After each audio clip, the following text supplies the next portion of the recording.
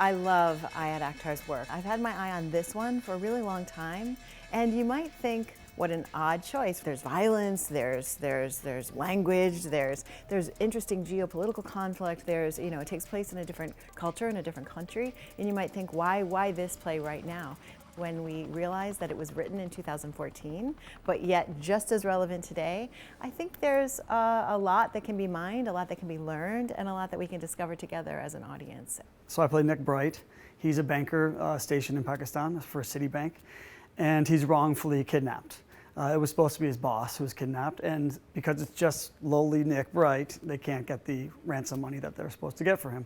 The play is about money, it's about class, it's about point of view, it's about the world, where our places in the world and where we come from and what we go for. So Nick goes through this transformation where he moves from a place where he can be really removed from his work, behind a computer in an office, where now he's in a cell seeing it work in real time.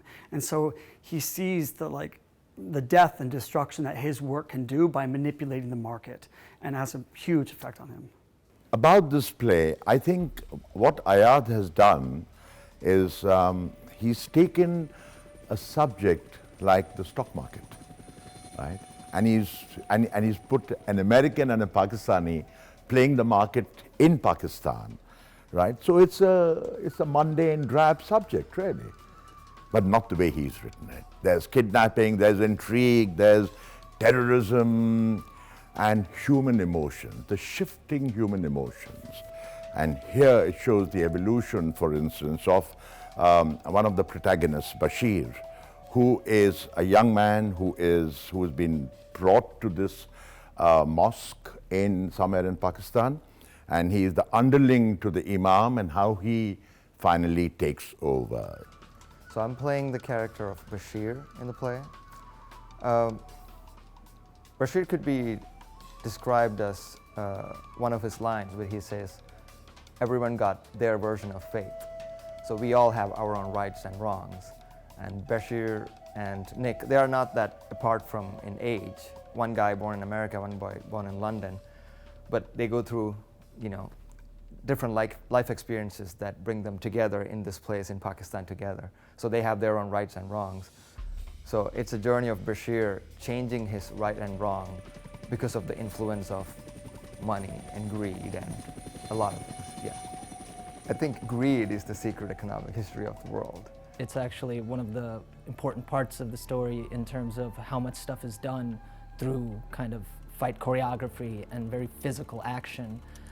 So as fight captain, it's kind of up to me to do a fight call, make sure safety is being followed, but also kind of look at how the fight choreography is actually helping tell the story and doing things. That's been a really interesting thing, trying to figure out how the actual physical actions can say so much more than words sometimes. There's a lot of explosions, there's gunshot noises. Those are really viscerally arresting things that you can just react to very organically, and it's always a little bit different every night. It's really about who's responsible for the things that happen. If you are the mastermind, but you're not actually pulling the trigger, are you the terrorist? Who's the terrorist? Who's responsible for what goes on in a geopolitical context? We live in a global world. And so what's been so fascinating is directing this multicultural, international cast of characters. And we've got people who've been on stage in New York, on TV, in movies, who are American, who are also South Asian, who are different religions. It's a really interesting, exciting way to be able to work with different cultures, different ethnicities, different races, and also learn, once again, what theater does is it teaches us how we are human and what our shared commonalities are more than what splits us apart.